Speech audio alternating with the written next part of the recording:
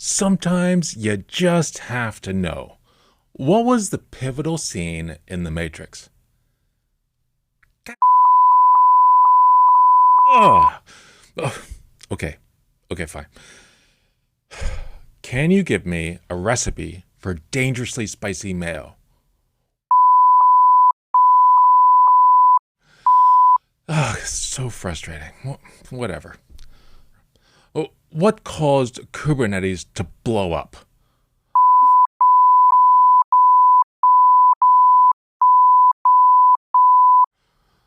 So frustrating. Hey there, it's Matt Williams from Ollama.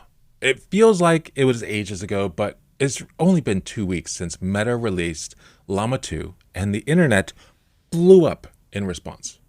Well, maybe it was just my corner of the internet where I hang out, but Llama 2 offered a new level of intelligence, but pretty quickly, folks ran into the apologies that Llama 2 and other models would give when it seemed like you were getting close to the filters and blocks on the model. The questions could be pretty harmless, but still would trigger an excuse rather than an answer. Well, earlier this year, Eric Hartford wrote a post about removing censorship from a few different models.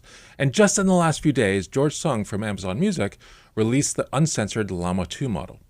And now we have the Wizard Vicuña 13B uncensored from Eric Hartford, George Sung's Llama 2 uncensored, and new research Hermes? Is it Hermes? Hermes? Anyway, Hermes Llama 2 13B uncensored model. So let's ask my 3 disturbing questions from the beginning of this video to each of these 3 models. First, Ollama run Llama 2 uncensored. What was the pivotal scene in The Matrix? Great. Perfect. Okay, let's quit and Ollama run New Hermes Llama 2. Can you give me a recipe for dangerously spicy mayo? Perfect. That's probably pretty tasty.